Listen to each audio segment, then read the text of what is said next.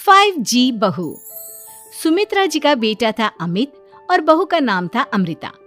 सुमित्रा जी की बहू की बातें सुनकर ऐसा लगता था कि जैसे वो बहुत इंटेलिजेंट है, क्योंकि उससे कभी भी कोई भी सवाल पूछो फट से जवाब दे देती थी। अरे भाई, उसके जवाब से तो गूगल भी पीछे रह जाता था। और इसलिए कम से कम सुमित्रा जी के घर में तो किसी को भी गूगल की जरूरत ही नहीं पड़ती थी। जब भी घर में कोई बात चलती, कोई कुछ भी कहता, तो अमृता फट से कह देती, ये तो मेरे साथ भी हुआ था, मुझे इसके बारे में सब मालूम है। एक दिन सुमित्रा जी अमित और अपनी बहू अमृता के साथ अमित के बुआ जी, फूफा जी यानी कि मुकेश और उर्मिला जी के यहाँ पर मिलने के लिए गए। अरे बहुत अच्छा किया अमित बेटा, इतने दिनों के बाद आए हो तुम। हाँ सुमित्रा भाभी, कभी तो आ जाया करिए अपने बच्चों को लेकर। आपकी बहू के आने से तो हमारे घर में भी रौनक आ गई है। वो क्या है ना, अमित ऑफिस के काम में बहुत बिजी रहता है, इसलिए उसे तो वक्त ही नहीं मिल पाता। अच्छा, लगता है नौकरी काफी मुश्किल है अमित की। अरे नहीं फूफा जी, ऐसी कोई बात नहीं है। आप तो जानते हैं ना प्राइवेट जॉब में कितना काम होता है। अरे कोई समझे ना समझे, मुझे तो पता है प्राइवेट नौकरी में इतना काम करना पड़ता है कि इंसान की आफत आ जाती है। लेकिन बेटा, तुमने तो कभी जॉब की ही नहीं, तुम्हें कैसे पता? अरे जॉब नहीं की तो क्या हुआ मम्मी जी, सब जानती हूँ मैं। सबसे पहले ऑफिस में जाओ, वहाँ पर अपनी एंट्री डालो, उसके बाद दिन भर सिस्टम पर बैठकर काम करो। चारों तरफ कैमरे लगे होते हैं, आप अपनी नजर इधर की उधर नहीं कर सकते। उसके बाद दिन भर बॉस की चिक चिक सुनो, वो अलग से। यही सब होता है, मुझे ना सब पता है। अरे बहू रानी तो काफी इंटेलिजेंट है, हर बात की खबर है इसको। थोड़ी देर बाद, अब देखिए सुमित्रा भाभी, इतने दिनों के बाद आई हैं आप, खाना खाकर ही जाना, ऐसे तो मैं आपको जाने नहीं दूंगी। वैसे बुआ जी, खाने में क्या बनाया है?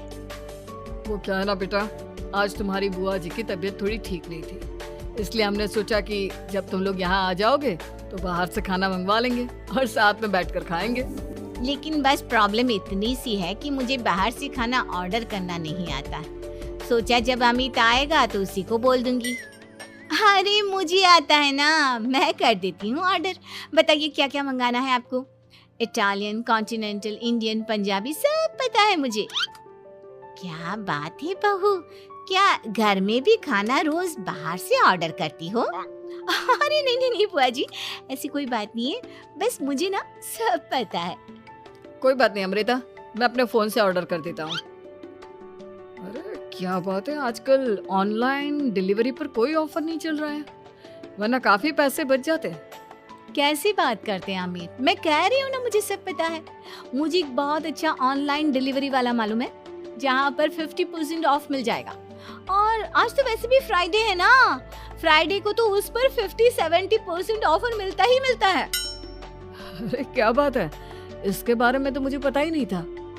अरे बेटा, जिस चीज के बारे में किसी को पता नहीं होता, हमारी बहू को पता होता है। एक काम कर, तू उसी को ऑर्डर करने दे। क्या बात है अमृता बेटा, तुम तो बहुत इंटेलिजेंट हो, सब कुछ जानती हो। कुछ दिनों के बाद सुमित्रा जी की कुछ सहेलियां उनसे मिलने के लिए आती हैं। अरे सुमित्रा बहन कैसी हो, बहू कैसी है तुम्हारी? अरे पूछिए मत, बहुत इंटेलिजेंट है मेरी बहू, सब कुछ जानती है। क्या बात है, बहू के आने के बाद तो औरतें दुखी हो जाती है, लेकिन तुम तो बहुत खुश लग रही हो। वो क्या है ना, मेरी बहू है ही इतनी अच्छी। अरे तो बुलाओ ना, हमारे साथ बैठेगी, बातें करेंगी तो हमें भी अच्छा लगेगा। सुमित्रा जी अमृता को बाहर बुलाती हैं और उसके बाद सब लोग बातें करने लगते हैं। क्या बताऊं, कुछ दिनों से घुटनों में इतना दर्द हो रहा है कि चला भी नहीं जाता। अब बुढ़ापे में तो ये सब चलता ही रहता है, क्या कर सकते हैं। आंटी जी, आप योगा करिए, योगा और साथ में ना काले तिल खाया करिए, आपके घुटनों का दर्द भाग जाएगा। लेकिन तुमको ये सब कैसे पता बेटा? अरे मेरे भी घुटनों में दर्द होने लगा था, मैंने योगा किया और काले तिल के साथ गुड़ मिलाकर उनके लड्डू बनाकर खाए, एकदम ठीक हो गए हैं मेरे पैर। अमृता, ये तुम क्या कह रही हो? इतनी कम उम्र में तुम्हारे पैरों में दर्द कैसे हो सकता है?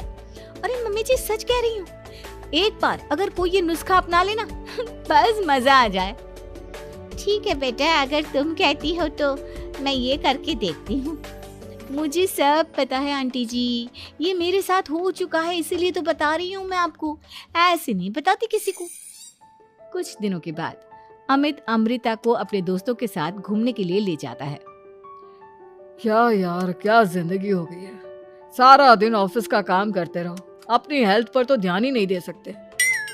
अरे क्यों नहीं दे सकते अपनी हेल्थ पर ध्यान, सब दे सकते हैं। इंसान चाहे तो कुछ भी कर सकता है। क्या बात है भाभी, आप इतनी श्योरिटी के साथ कैसे कह सकती हैं? अरे आजकल ना एक से एक एप्लीकेशन है मार्केट में, और जानते हैं उसमें कुछ एक्सरसाइज तो ऐसी बताते हैं जिन्हें आप अपने ऑफिस में बैठे बैठे, मेरा मतलब लैपटॉप पर काम करते करते भी कर सकते हैं।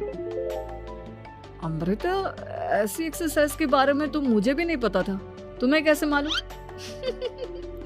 अरे मुझे सब पता है, हर चीज की खबर रखती हूँ मैं, जानते हैं ना आप। लेकिन ऐसी कौन सी एप्लीकेशन है और ऐसी कौन सी एक्सरसाइज है भाभी? एक मिनट, मैं आपको अपने मोबाइल में दिखाती हूँ। अरे वाकई में भाभी तो सही कह रही हैं। देखो यार, इसमें कितनी अच्छी एक्सरसाइज दिखाई गई है। अपनी चेयर पर बैठे बैठे एक्सरसाइज भी कर लो, काम भी और हेल्थ भी। वाह भाभी वाह, मजा आ गया। लेकिन अमृता, तुम्हें इस बारे में कैसे पता? अब मेरे साथ जो चीज हो चुकी है उसके बारे में तो मुझे पता होगा ही ना अमित। मतलब तुम कब ऑफिस में काम करने गई जो तुमने ऑफिस करते करते एक्सरसाइज की? मैं जो किचन में काम करती हूँ अमित, घर के काम, वो किसी ऑफिस के काम से काम है क्या? बस मैं भी वो सब करते करते इनमें से कुछ एक्सरसाइज ट्राई कर लेती हूँ, इसीलिए मुझे सब पता है। सही है यार, तुम तो बहुत इंटेलिजेंट हो। कुछ दिनों के बाद, ये क्या है? एक दोस्त ने मेरे साथ एक मजाक किया है, लेकिन समझ में ही नहीं आ रहा। अरे बेटा, तो अमृता से पूछ लेना, उसके पास कोई ना कोई जवाब जरूर होगा। ठीक कहती है मम्मी जी, मैं सब जानती हूँ। लेकिन अमृता, ये थोड़ा मुश्किल है, सोच लो। मेरे लिए कुछ भी मुश्किल नहीं, दुनिया की कोई भी पहेली हो मैं चुटकी में सॉल्व कर लेती हूँ। अच्छा ठीक है, देखो मेरे दोस्त ने मुझे एक खाली पेपर दिया है और कहा है कि इस पर उसने मेरे लिए कुछ मैसेज लिखा है। अब एक बात बताओ यार, खाली पेपर पर, I mean, जिस पर कुछ भी नहीं लिखा हुआ, उसे मैं कैसे पढ़कर बताऊं? अरे बस इतनी सी बात, इसे तो मैं चुटकियों में सॉल्व कर दूंगी अमित। लेकिन कैसे बहू? इस पेपर पर तो वाकई में कुछ नहीं लिखा हुआ, एकदम खाली पेपर है, कैसे, क्या पढ़ोगी तुम? अमित, एक छोटा सा काम करो, जल्दी से एक मोमबत्ती लेकर आओ। अरे बहू, पेपर में आग लगाने का इरादा है क्या? नहीं मम्मी जी, इस पेपर पर अमित के दोस्त का लिखा हुआ मैसेज पढ़ने का इरादा है। अमित कैंडल लेकर आता है। अब ना बस इस पेपर को धीरे धीरे कैंडल के ऊपर घुमाते रहो, देखना 2 ही मिनट में मैसेज आपकी आंखों के सामने होगा। अच्छा ठीक है, मैं ऐसा करके देखता हूँ। 2 मिनट के बाद, अरे वाकई में इस पर तो अक्षर बनने लगे, लेकिन ये हुआ कैसे? और अमृता, तुम्हें कैसे पता? बहुत सिंपल है मम्मी जी, अमित के दोस्त ने नींबू के रस से मैसेज लिखकर उसे सुखा दिया।